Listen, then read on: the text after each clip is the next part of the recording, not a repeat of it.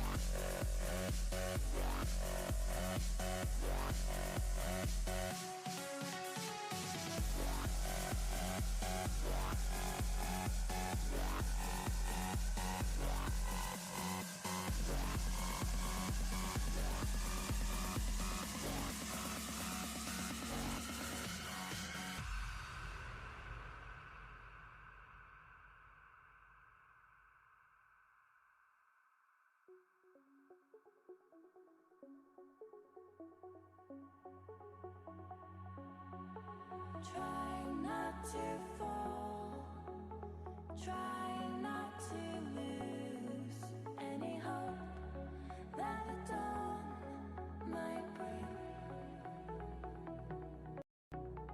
Losing faith in me.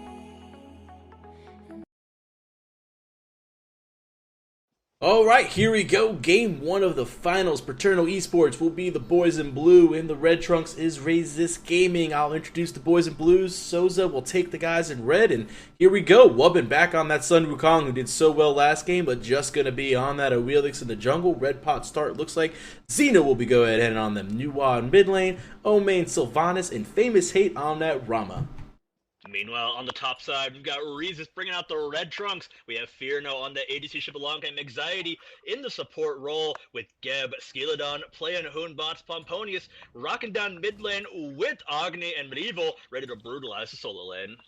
Oh yeah, definitely ready to rock and roll, as this should be really interesting right here. Again, Fearno, or Medieval and Wubbin should have a fun solo lane together. We saw this matchup earlier as a Sun Wukong Fenrir matchup, and it went the way of Sun Wukong to start the game. So we'll see if this can go ahead and happen the same exact way, but never know with these two teams. Yeah, I mean, like I said, these are some pretty high-quality players. Both players, these are both teams you expect to see in the later bracket stages of the Challengers Cup. Even, like, later on, and soon to be as well. So, this is going to be an interesting matchup to see, and probably a bit of a preview for how later games may play out here. Is now, standard starts coming through, no mid-camp starts this time around, so we'll be seeing everybody start off fairly normal, at least. Yeah, the mid-camp starts have been kind of like, alright, you're going to do them, you can do them, but I don't really see that them gaining too much off of it right now, as you're going to see the junglers rotate. Pomponius got caught up by a root there in mid lane, and look at his health. This got rough for him already, but got a good push on the Xeno to open things up. Yeah, they don't even want to contest right camps, even though Xeno does have a wave. They're going to go instantly take lefts, and rights will be split up, so Pomp having to use his health pot, but he'll tick back up. Vampiric Shroud, looks like Skeleton's letting him get the last hits to heal up a little bit. Awilix is coming over, she's level 2. Featherstep does a ton of early game damage if she catches somebody. We'll see what she can do. Yeah, both these teams have so much early game damage. If you ever get caught even so slightly out of position, this mid lane might be the major point of contention, more so than usual, but we have to look sideways as Wubbin actually picks up Medieval for the first kill of the game right there. That's first blood going over to Paterno Gaming, and not where we thought it would be. Yeah, I didn't see that happen as there was so much action in mid lane to start off, but I did say that last time we saw a Sun Wukong Fenrir, it went to Sun Wukong in that first blood, so not too surprised as Brutalize is going to be used, but I just don't think people respect Sun Wukong's damage that early. It's really surprising how high it is, and it's a lot like boxing with a Sun Wukong. You have to realize that the lower on health you guys both get, the more powerful he gets later on it goes, but instead of having that threshold where you just straight up die, you just get to slowly watch as he crits your health down and he starts taking less and less damage. But quick catch on the Xeno could go sour here, but mostly turning back onto Pomponius' head as a quick feather step from Adjust will spell half his health bar's doom. Yeah, definitely. So right now, Wubbin looking for this kill back over here in the solo lane. Uses the Ox Dance, just poking him out right now. And this might be another kill as Adjust goes in and wants it. Oh, misses it. Wubbin saying, hey, I got this. I'll tank it. I'm going to try to see if I can collect this with the Cudgel. But Medieval running away. Not going to be able to catch the kill is Wubbin. But it's still a win. He ults the tower, loses a whole wave, is going to be the Fenrir. And at the end of the day, that's going to put him really far behind. Speaking that Fenrir already used his teleport. Yeah, and that's going to be a pretty big disadvantage here for the solo laner of Resist Gaming. Wubbin having an incredibly good time here in the solo lane right now.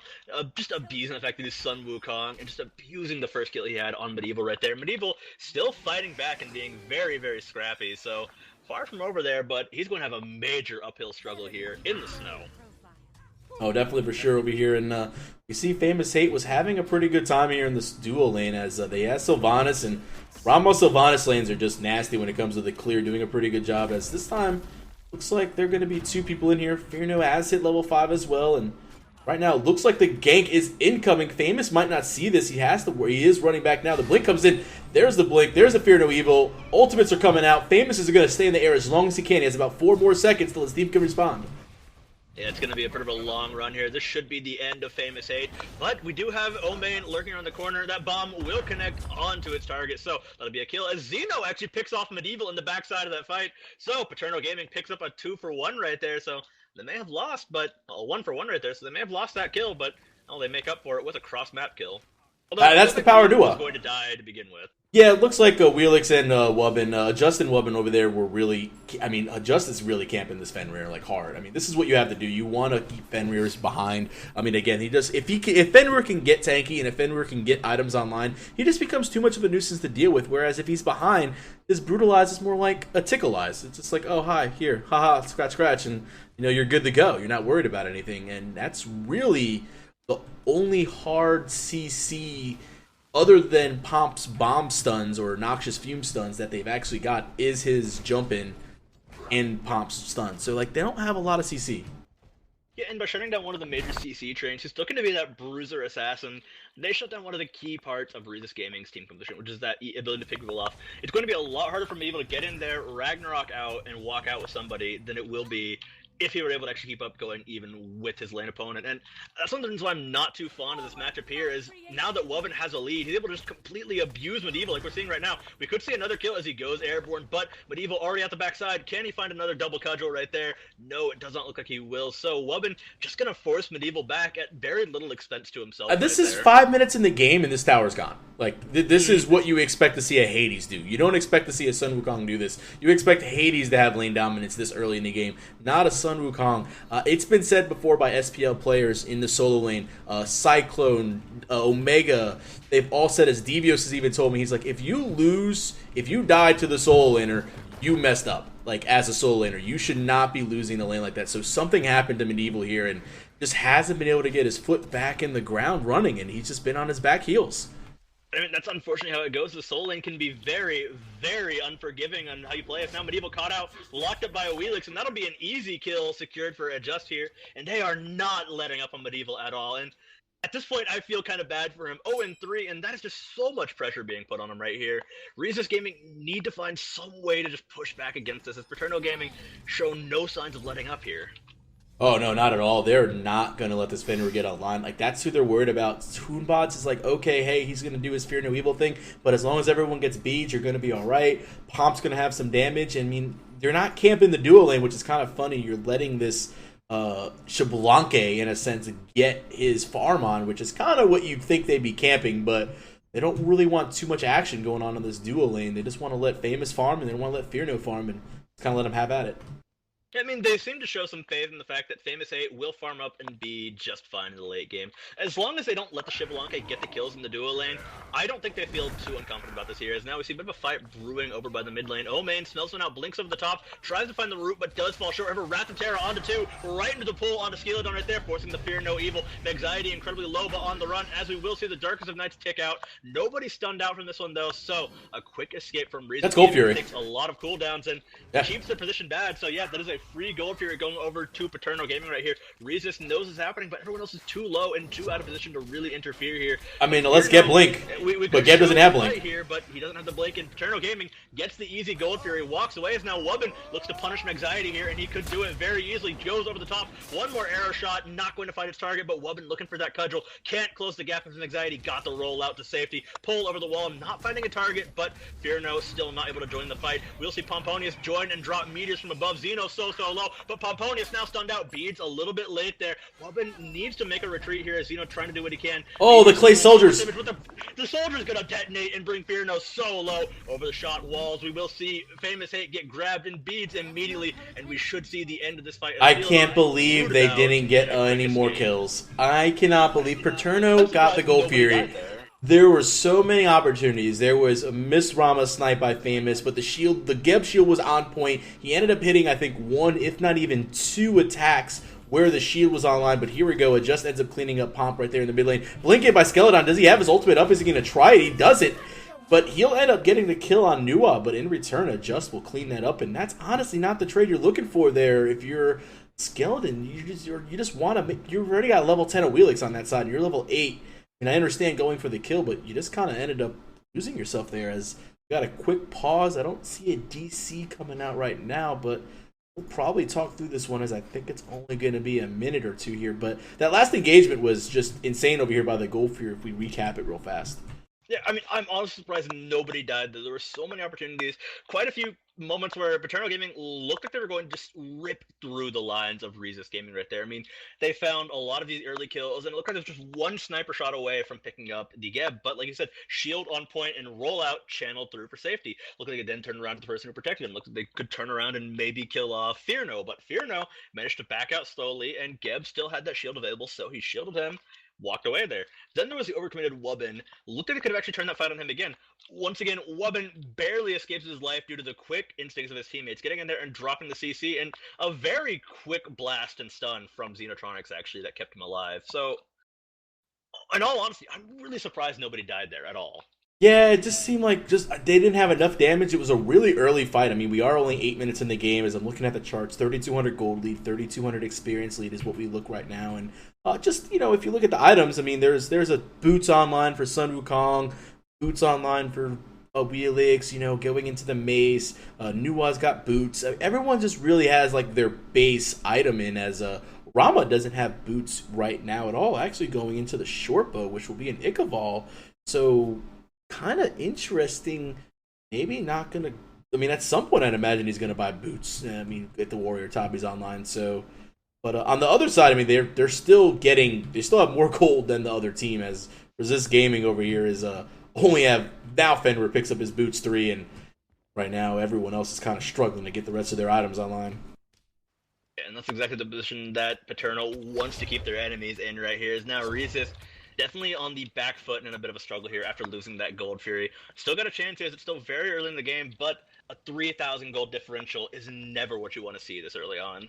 Especially before 10 minutes. It's like if it's 3K at 20, 25 minutes, it's like, okay, hey, we lost the Gold Fury here and we're down a little bit, but we've got our own items online. When it's this early in the game, it's so hard to come back just because of that fact that Wubbin is a man that is feeling himself. 2v1, Tiger stuns the Geb over here on the right-hand side. Double cudgel again, hitting it. Fear No Evil comes out. He's got his ultimate up. He is not scared to fight. 3v1, he's going to hang out in the clouds for a little bit as the Nuwa ultimate comes down. He wants more. He's going to get the kill.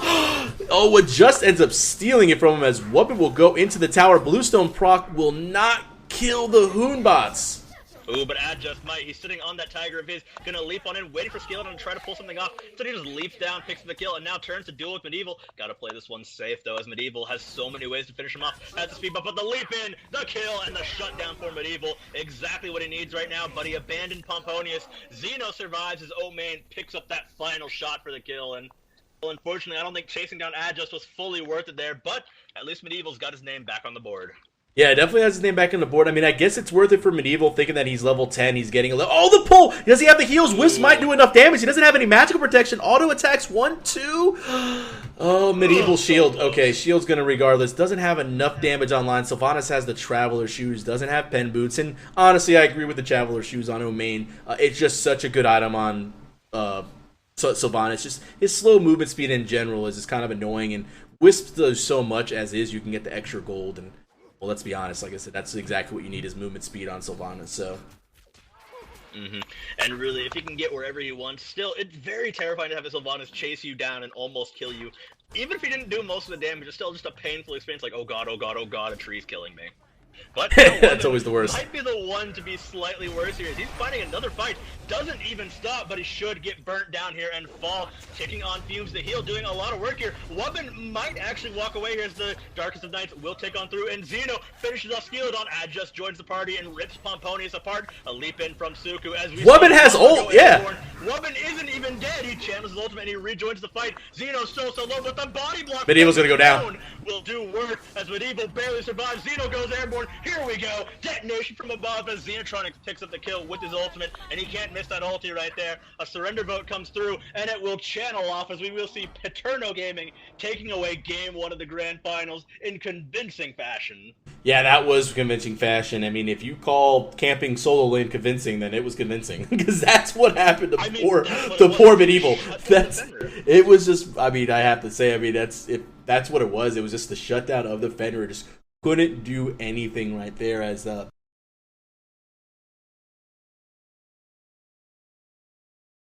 If we look at the player damage and everything, again, this is the final, so we have another game to go, at least one more game to go. Paterno was just 1-1, and then Just with 6 kills. I mean, you didn't even realize that he had 6 kills. 6 and 4. I think the team in general had 12 kills, so he was a part of 10 kills again, and Wubbin was a part of 9. I mean, the assists were there. Zeno had assists. The whole team was really in an effort right there. With just not placing any ward on a Just. 10-minute game, but still place at least one. Anyway, place a ward or two. Place a but ward, yeah. Unfortunately, I don't think Just quite had the time between killing everybody else on the map. So probably so. I can excuse it just this once, but otherwise, just really not much talk right here. It was a very impressive snowball here. They camped the solo lane. They completely shut Medieval out of the game. Although we got the shutdown gold, it just wasn't nearly enough. And then everything spilled over. And even though Fierno had a chance to really fight this one back, with the fact that this is the finals, there's really no point in just damaging your mental state by trying to play out a game for more than it's really gone on for. Yeah, no, absolutely. Yeah. There was a chance for them to come back, banking off the back of some late game plays on the side of Reese's, but sometimes it's just not worth really worrying about it too much and just moving on to the next game and playing game 2. Well, speaking of the next game and game 2, we're going to go ahead and take a quick short break, and then we're going to be into the next game very shortly, as I've already been told by production that they are in the lobby, so we're just going to be in spectate queue. So give us a few minutes, guys. We're going to go to our pause screen. We're going to get into the next game and bring it to you as soon as we can.